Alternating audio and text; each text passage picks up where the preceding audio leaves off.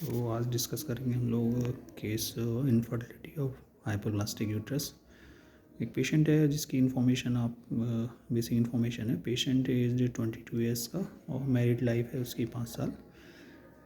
Upper lower income group से ये patient है। इसकी कंप्लेंट है आपकी स्कैंटी मेंसेस और इरेगुलर पीरियड।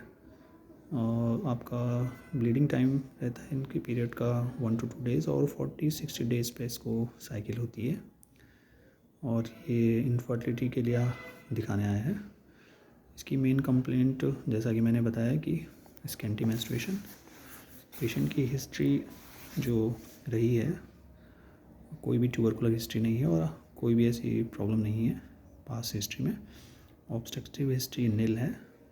मेंस्ट्रुअल हिस्ट्री में इसका जो मीनार्की हुआ था 16 ईयर्स की एज में हुआ था और 1 to 2 डेज़ इसकी ब्लीडिंग फेज है और 40-60 डेज़ पे इसका साइकिल होता है। जनरल एग्जामिनेशन पेलर नहीं है। Thyroid swelling absent. Lymph gland enlargement भी नहीं है। बीपी इसका 80 mmHg। लंग्स क्लियर है। Cardiovascular system S1 S2 normal और पेशेंट का बिहेवियर जो है वेल कोऑपरेटिव है। इसकी अगर हम जठराग्नि की शक्ति देखें तो शम है। प्रकृति वातज प्रकृति के अंतर्गत आता है। मध्यम सत्व संघनन मध्यम। Local examination secondary sexual characteristic under developed है, जिसमें आपका pubic hair scanty and coarse. P examination tenderness absent और नो मास। पी एग्जामिनेशन इसका किया गया था तो डिजिटली जो है वेजानल ड्राइनेस प्रेजेंट थी। सर्विक्स लॉन्ग है। Uterus smaller than normal size. Os small fornices free. Investigation इसका हमने कराया यूएसजी। और यूट्रस साइज 5.8 सेंटीमीटर और सर्विक्स 2.8 सेंटीमीटर का है। No ovarian pathology, no fluid in pouch of Douglas. Hormonal ऐसे पेशेंट को एडवाइस किया गया था लेकिन पेशेंट अफोर्ड नहीं कर पा रहा था तो इसलिए हमने उसको नहीं करवाया। क्षेत्र विकृति इसको हम कह सकते हैं क्योंकि यूट्रस का जो साइज होना चाहिए था वो नहीं है, तो असंपत क्षेत्र है। क्षेत्र विकृति में इसको रखा गया है। प्रोविजनल डायग्नोसिस हमने बनाई इसकी आर्तोक्षय, यानी कि मेंसेस इसको नहीं थे तो आर्तोक्षय इसका है।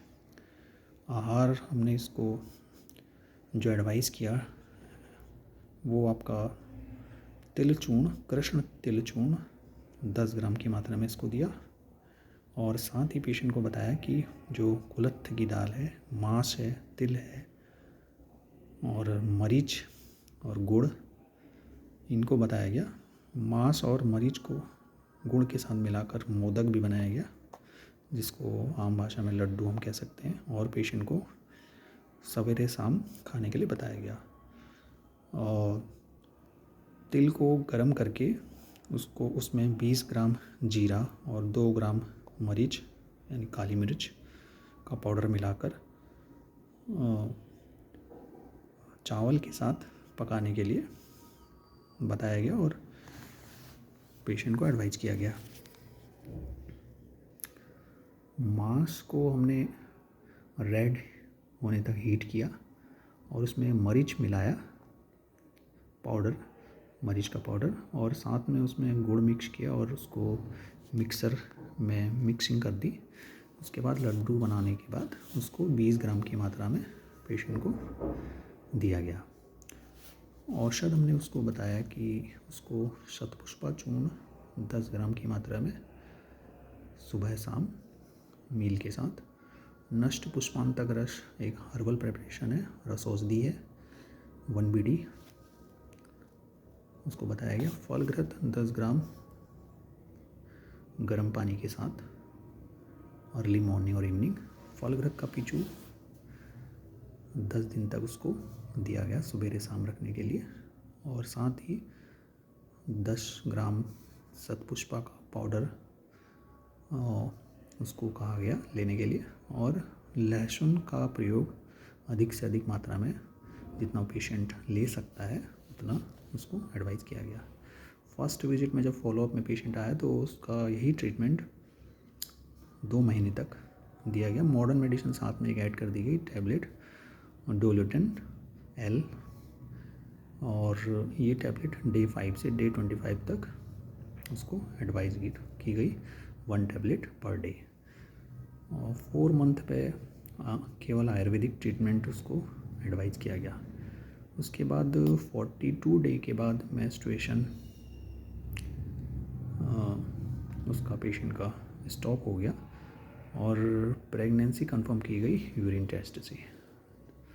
तो डिस्कशन अगर हम इस पेशेंट का देखें तो ये पेशेंट था हमारा यूट्राइन हाइपोप्लेजिया, और यूट्राइन हाइपोप्लेजिया कॉज्ड बाय हाइपोएस्ट्रोजेनिज्म, यानी कि एस्ट्रोजन हार्मोन की डिफिशियंसी हम इसे कह सकते हैं, क्योंकि जो सेकेंडरी सेक्सुअल कैरेक्टरिस्टिक उस पेशेंट में थे हमें एब्सेंट मिले थे, और आर्तोक्षय मान के हमने उसको चिकित्सा किया था, और आर्तो क्षय के लिए हमने वातहर व्रंगण चिकित्सा एडवाइस की।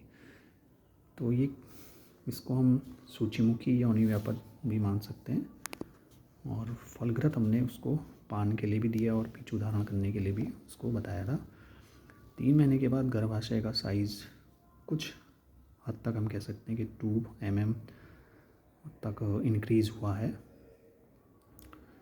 आर्तोकर चिकित्सा में हमने पेशेंट को कुलथ, मांस और लहसुन एडवाइस किया गया, क्योंकि उष्ण हैं ये सब द्रव्य, और आर्तो को जैसे कि बताया गया है कि आर्तो भी आग्नेय है और उष्ण है, तो ये हमने उसको एडवाइस किया।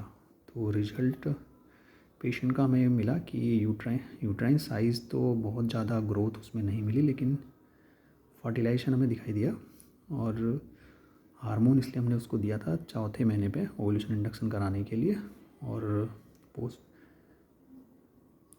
प्रोजेस्टेरोन ट्रीटमेंट एडवाइस किया था। तो हमारा पेशेंट जो है कंसीव हो गया था 4 मंथ पे।